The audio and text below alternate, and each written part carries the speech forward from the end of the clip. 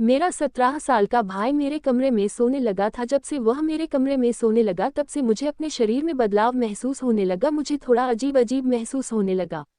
अचानक मेरी पीठ के निचले हिस्से में जोरदार दर्द होने लगा। मेरे भाई ने मुझे अस्पताल नहीं जाने दिया। एक रात मैं सोने की नाटक कर रही थी, तभी आधी रात को मुझे अपने शरीर पर एक भार महसूस हुआ। मैंने नाइट लैम्प जलाकर देखी तो वहां मेरा 17 साल का भाई था। वो मुझे मेरी शादी से पहले ही एक पति का मजा दे रहा था। उस रात उसने मेरी आंखों में देखा और दोस्तों, आगे की कहानी सुनने से पहले मैं आपसे हाथ जोड़कर निवेदन करती हूँ कि मेरे चैनल को सब्सक्राइब करें और वीडियो को अंत तक देखें। ये बहुत ही रोमांचक और अच्छी कहानी है, तो चलिए जल्दी से कहानी शुरू करते हैं। मेरा जन्म जयपुर में हुआ था। मेरा नाम शबनम है और मैं अभी 20 साल की हूँ। मेरी माँ का इस दुनिया से जाना बहुत पहले हो चुका है, जब मैं केवल 9 साल की थी। तब से आज तक मेरे पिता ने ही मेरी देखभाल की है। पिछले हफ्ते मेरे पिता अपने काम के सिलसिले में शहर से बाहर गए थे और आज पूरे हफ्ते के बाद वे घर लौटे। लेकिन इस बार वे अकेले नहीं आए, उनके साथ एक औरत भी थी। दरअसल वे उस औरत से शादी करके ही घर आए थे। घर पहुंचते ही पिताजी ने घर की नौकरानी पूनम को बुलाया और उससे कहा कि पूजा की थाली लेकर आए। पूनम ने पिताजी और उस नई औरत की आरती उतारी। उसके बाद पिताजी ने मुझसे कहा, शबनम, यह तुम्हारी नई माँ है। हम दोनों ने शादी कर ली है। मुझे उनके इस निर्णय से कोई परेशानी नहीं थी, बल्कि मुझे खुशी ही हुई। पिताजी ने हमेशा मेरी ही चिंता की है और खुद के बारे में कभी नहीं सोचा। वैसे भी वे अभी 4-5 साल के ही थे। मैं उन्हें बहुत पहले से ही दूसरी शादी करने के लिए कह रही थी। इस खबर से मुझे सच में खुशी हुई, क्योंकि मेरे पिता की खुशी में ही मेरी खुशी थी। अब पिताजी और मेरी नई माँ घर में ही रहने लगे थे।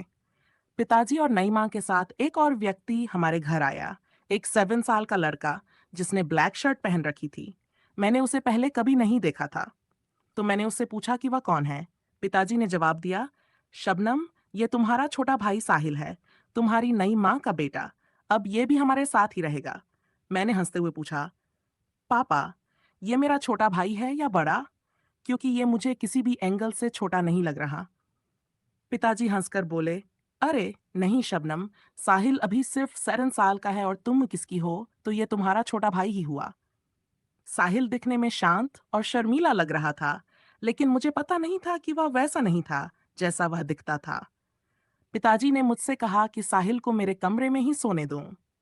मुझे इसमें कोई परेशानी नहीं थी, लेकिन मुझे थोड़ा अजीब लग रहा था। फिर भी मैंने पिताजी की बात मान ली।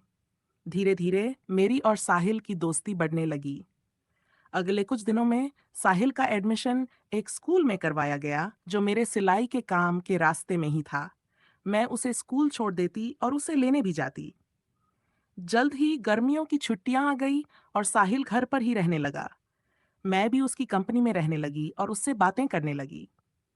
एक दिन पिताजी और नई माँ किसी काम से बाहर गए तो उन्होंने कहा, शबनम, हम कल तक लौटेंगे। मैंने कहा, कोई बात नहीं पापा, आप आराम से जाएं। साहिल है मेरे साथ, तो मुझे किसी बात का डर नहीं। अब घर पर सिर्फ मैं और साहिल ही थे। अगली सुबह मैं घर के कामों में लगी हुई थी और साहिल अपने कमरे में कुछ पढ़ाई कर रहा था। धीरे धीरे हम दोनों के बीच बातचीत और हंसी मजाक बढ़ने लगा। वह कभी कभी शर्माता और ज्यादा बोलता नहीं था, पर उसकी मुस्कान में एक अपनापन और मासूमियत थी जो मुझे बहुत भाती थी। शाम को मैंने सोचा कि क्यों न हम दोनों मिलकर कुछ समय बाहर बिताएं। मैंने साहिल से कहा, चलो बाहर चलते हैं और पास के पार्क में टहलते हैं। साहिल थोड़ी हिचकिचाहट के बाद तैयार हो गया। हम दोनों पार्क में गए और वहां बैठकर बातें करने लगे। धीरे धीरे मुझे उसकी कंपनी में एक खास तरह का सुकून महसूस होने लगा। उसकी बातों में एक सादगी और ईमानदारी थी जो मुझे उसकी ओर खींचने लगी। वह जब भी हंसता, उसकी हंसी मुझे बहुत प्यारी लगती। उन पलों में मुझे एहसास हुआ कि शायद मेरे दिल में उसके लिए कुछ खास जगह बनती जा रही है। अगले कुछ दिनों तक हम दोनों ने एक दूसरे के साथ बहुत समय बिताया। हम हंसी मजाक करते, मूवी देखते और छोटी छोटी बातों में खुशियां ढूंढने लगे। एक रात हम दोनों छत पर बैठे हुए थे। आकाश में चमकते सितारे और हल्की हल्की हवा ने माहौल को और भी खूबसूरत बना दिया था।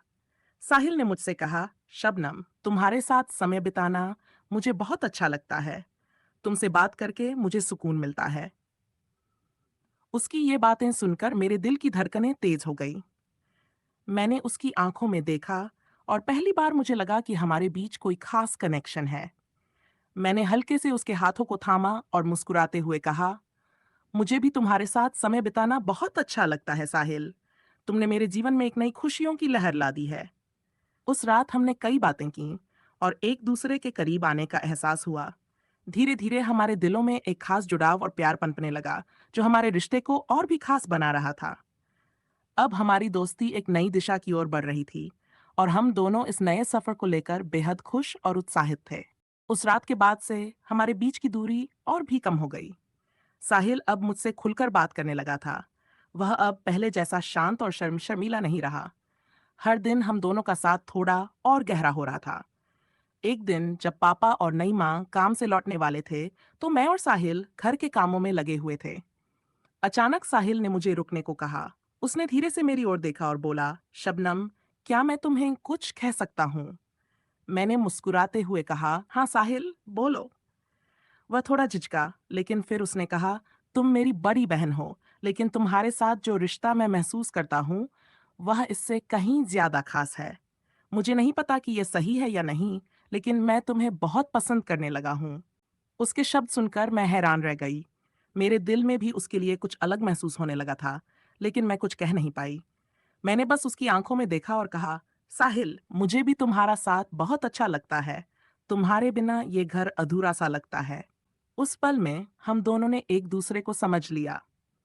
हमारे दिलों में जो प्यार था, वह अब शब्दों में बाहर आ चुका था। लेकिन हमने ये तय किया कि अभी इस रिश्ते को किसी को बताएंगे नहीं, क्योंकि हमारा रिश्ता सामान्य नहीं था और समाज इसे स्वीकार नहीं कर सकता था। हमने एक दूसरे से वादा किया कि चाहे कुछ भी हो, हम एक दूसरे के साथ रहेंगे और इस रिश्ते को धीरे धीरे समझेंगे।